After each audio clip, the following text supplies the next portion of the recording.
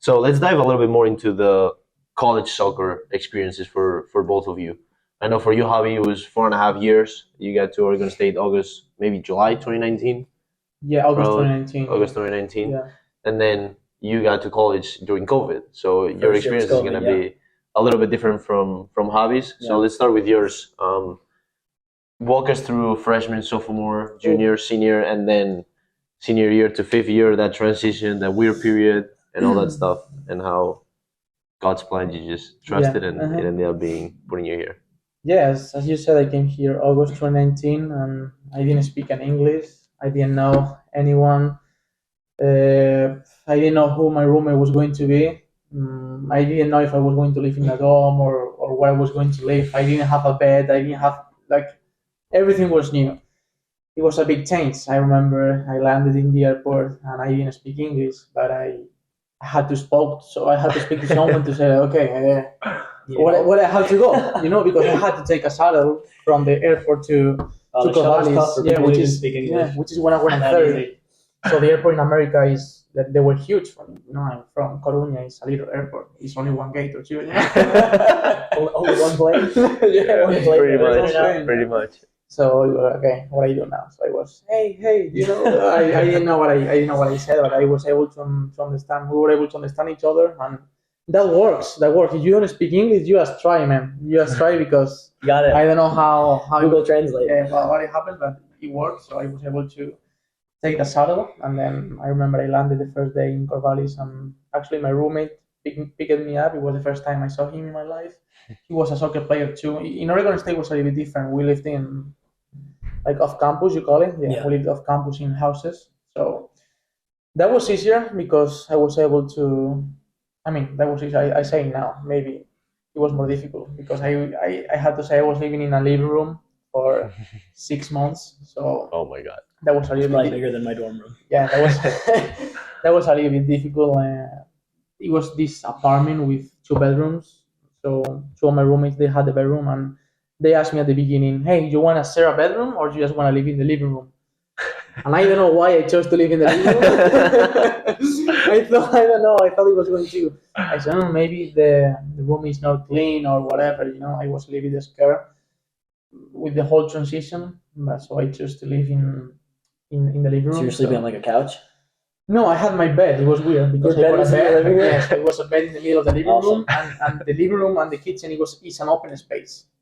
So if someone wanted to go to the kitchen, they saw me every time. So Yeah. okay. So you wake up to the smell of eggs and bacon? Yes. Nice. Yes. So I actually couldn't wait to Move out of there. to move out of there. Yeah, but yeah, and I took a little bit long explaining that, but yeah, that was my first impression of my first day in America, and then soccer was more difficult than I expected. Yeah, because in Spain, coming from an academy, you're kind of a little bit cocky, thinking, okay, I'm just gonna come here and I'm gonna be the best, and I'm gonna ball out, and I have to show the player I am. So that actually was bad for me, and that hurt my mental health a little bit. And I was a player with confidence during my whole life until I came to America, like a easy place to play, Yeah. And then I lost my whole confidence. I mean, it's true that I played my freshman year, which is not very common, for freshmen. I don't know if you play. I think you play too, Yeah. Yeah, but I played my freshman year, but every game was worse than the one before, and I was losing confidence, and it was kind of like a dark place too, because that year we didn't make the tournament, or we didn't win anything. I remember the conversation with my coach at the end of the season was like, "Hey man, I think you should look for another team. I think you should look for another college. I think this is Oregon State is not the best fit for you. I think you're not strong enough, or you're not. Wow. Maybe this is not the best fit for you." So then just imagine that, you are from an academy in Spain, you come here to the US, and then your coach at college, at the college in the US, we don't want you here. So then we're like, oh, okay, Wow. it was tough.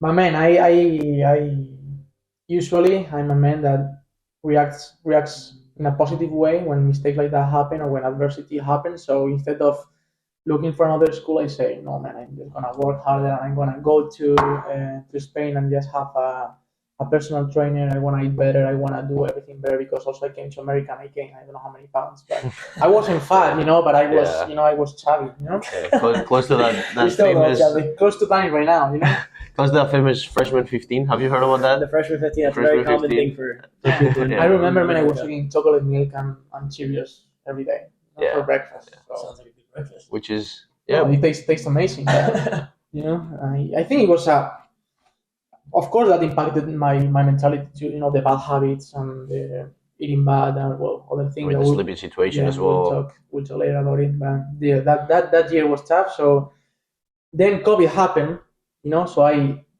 had to stay in Spain for 6 months, and then I came back. Or I have to say this good moment that the day before the how they say when they don't let you leave your country, they The close the close border. down. The close down. They close down the border, and coach called me and like, hey, take a plane for tomorrow. I want you tomorrow to be Oh my God. to be in United States. Wow. When was this? In March? It was March, Yeah. something like that. And I was going to take a plane, but I talked to my parents like, no, relax, don't take, because I just wanted to show again the player I was, and I just wanted to go there and Yeah, having that opportunity. So it's a good mentality. yeah, but at the same time, I think it would have been a mistake because I think thanks to not being able to carry the match about soccer, I think I have whatever I have nowadays. And I thank God I didn't take a plane and I stayed in Spain until June 2020, and then I came back to Oregon State, and you start the season in August, Mhm. but that season got cancelled. Yeah. And it was God's plan, of course. I believe in now, but the coach signed two new midfielders for that season, Uh-huh. but they were fifth year. Okay. So they instead of waiting and playing the season in April as Yeah, we in did in spring spring, season. they decide to leave. Okay. So then, well, I have to say that I also got stronger and I also got faster and I improved a lot my body. So that was also a positive thing, but I was lucky that they were not there because I'm sure I would have not been what I'm at right now, because they would have played, of course, because at that point my coach didn't like me that much. But I didn't want to quit, so I just tried to work harder because I trusted in myself and I knew the type of player I was. It's what I said at the beginning. If you're good enough, you're gonna make it no matter what. I think. So yeah, that happened and they left. So I played that COVID season. We made the tournament, but we lost in the first round. So that season was better than the year before, but Mhm. I didn't have my position. I wasn't like 100% starting every game. Yeah. I mean, I started every game, but at the end of the season, it was again the same conversation with my coach. Like, okay, you're gonna improve this, you're gonna improve that. He didn't tell me, okay, look for another college, but it was not like, okay, you're the man. You're the man. You're gonna It was play like every hinted game. at. Yeah. Yeah, it was like I was in that position, so I knew I had to get going and keep showing, and I gained my confidence the year after that. Well, the year after that, it was the hardest year actually because Junior year. Junior year, Okay. yeah, junior year because the season started and I didn't play any single game. Okay. Because he signed another player from France, a very good player, and I didn't start any single game of the off-season games. Before the Pac-12. Yeah, that's So I didn't play any single minute until the game before the Pac-12 that he put me in the field and I play as a 10. I play, I think, 15 minutes. I did good. 5-star skills. Yeah, but how many times have you played the 10 before that? Have you actually in not noticed? Deportivo I play a lot. As A lot, the 10. 10? Yeah, Okay. I play my whole life as a 10, but my last 2 years I was playing as a 6. Oregon Yeah. State I was playing 6, And and then, then I played a game 15 minutes as a 10. But I was training very well. I was working very hard, and I don't know how that happened. But the next game we started the Pac-12 against UCLA, and I started as a center back. It Oh, was my wow. first game in my life starting as a center back or playing as a center back.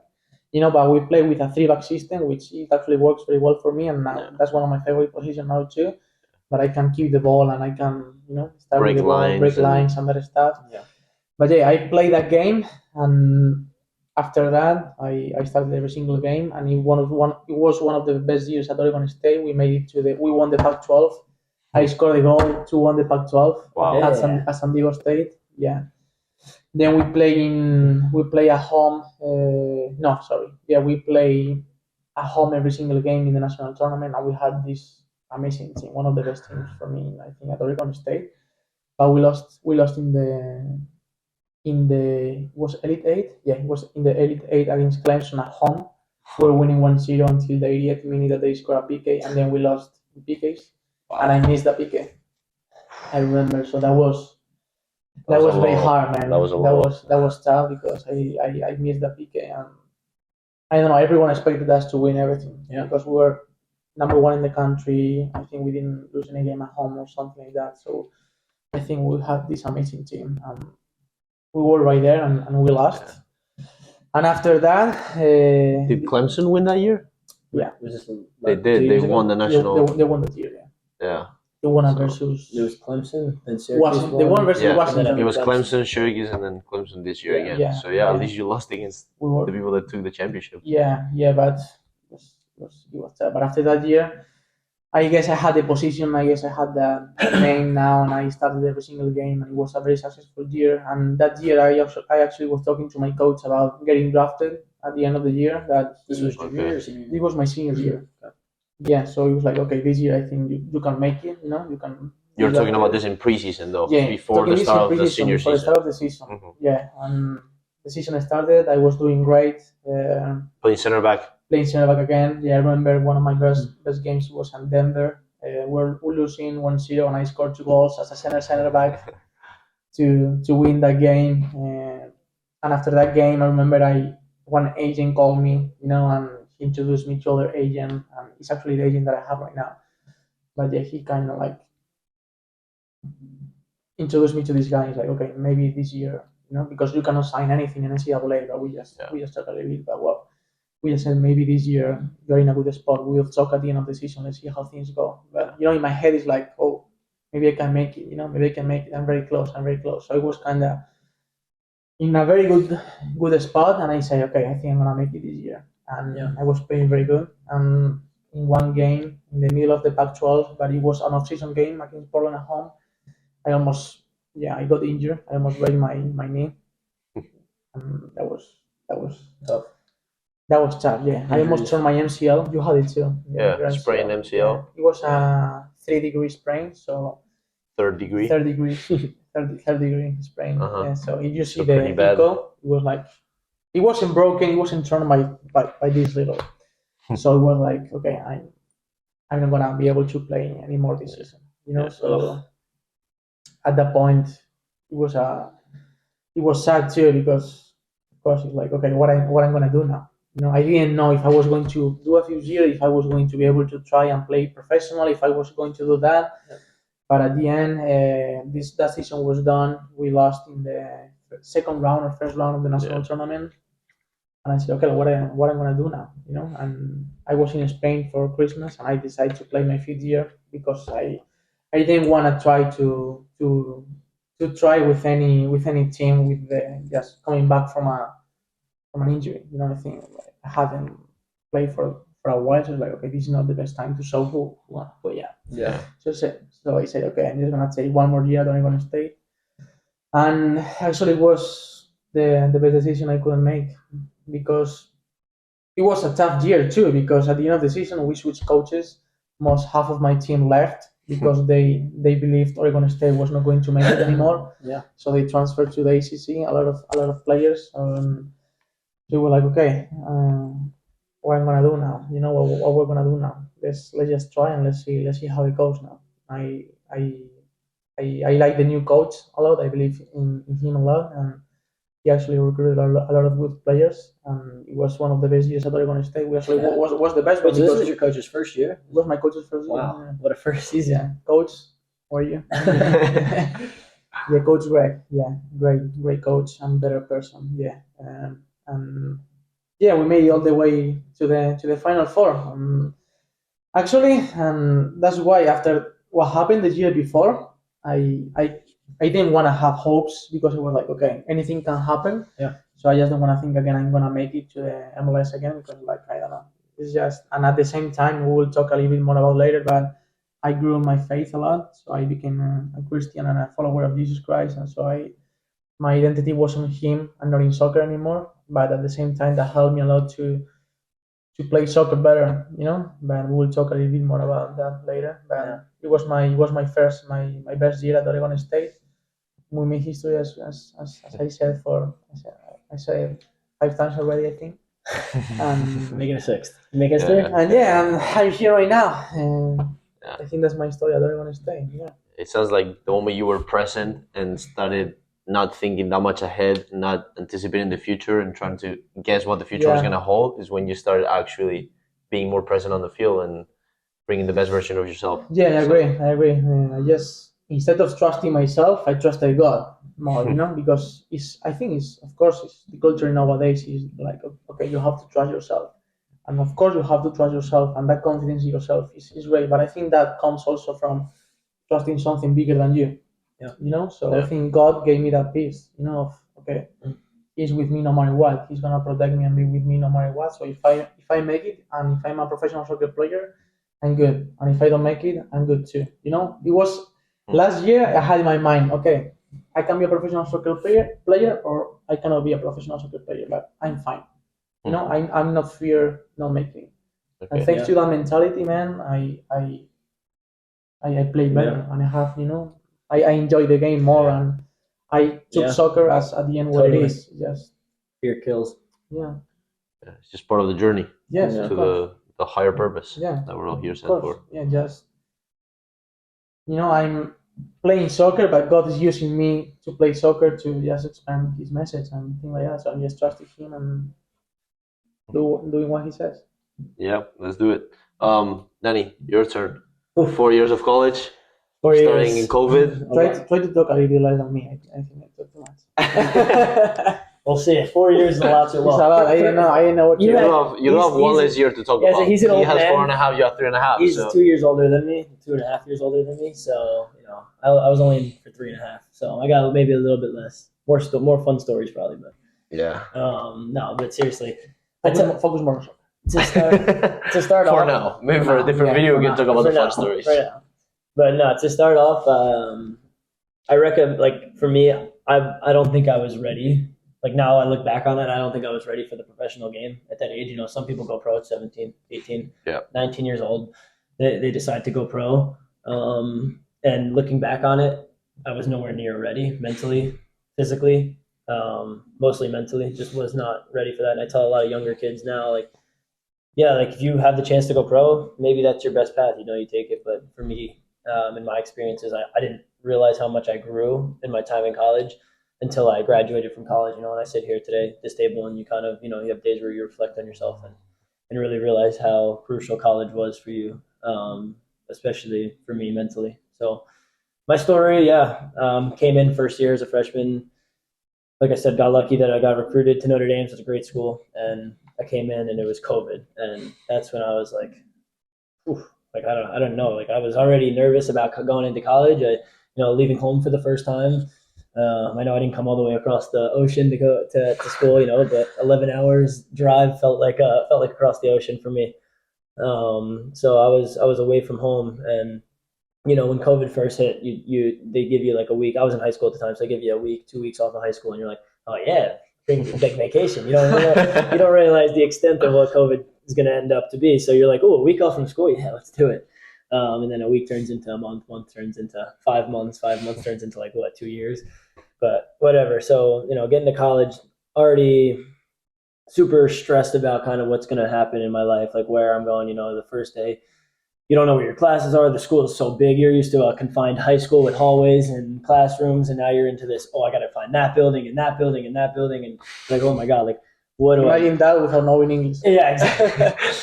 Exactly. So I was lucky enough to only know a little bit of English. So I got lucky that I had friends that we walked through it together. But at the time also, like kind of the friends part, you come in during COVID. Freshman year, I'd say, is the year that you probably make the most friends, and you can probably attest to that as somebody. You came in a normal freshman year. Like freshman year is the year you build those friend groups. Yeah. The other freshmen are all looking for other friends too. Everybody's kind of looking to make friends with everybody. I came in and everybody was wearing masks. We had to be 6 feet apart. you couldn't be in the same. Well, we have separate guy dorms and girl dorms at Notre Dame, so there's guys dorms only guys, girls dorm only girls. But you couldn't be in other dorms. You couldn't. You couldn't really do anything. You couldn't be in. You couldn't even have class inside. Everything is on Zoom, so you don't even meet people through class. Yeah. I didn't actually. It's crazy enough. You go into preseason at Notre Dame and it's COVID, so I don't know 3/4 of my team. We got split into 3 groups. What? We got Oh, split yeah. into 3, we got split into 3 groups. So what they had, because they wanted to minimize the amount of people that were in one group to stop spreading. Yeah, stop the contact. So we got split into 3 groups, and unfortunately for me, in my group, I didn't have a single kid from my class, my freshman class, in my group. I was with all the older guys for some reason. I don't know why, but I was with the older guys. So it was like me and like seniors and juniors, and I was just like, what do I do? So I didn't know anybody in my class. All my friends were split up in the other 2 groups. Like the guys that I ended up becoming best friends with. Those guys were all in other groups. So I'm just like so lost. I don't know anybody in my class. All I know is my roommate, and I think that's another reason why we got so close is because COVID. All we did was spend days. We played. Oh my god, the amount of Madden that we played. What? Madden and a football game. Oh. It's FIFA but football, Madden. No idea. Fake football. Like Yeah, American so- football. Okay. Okay, for the Americans watching Madden.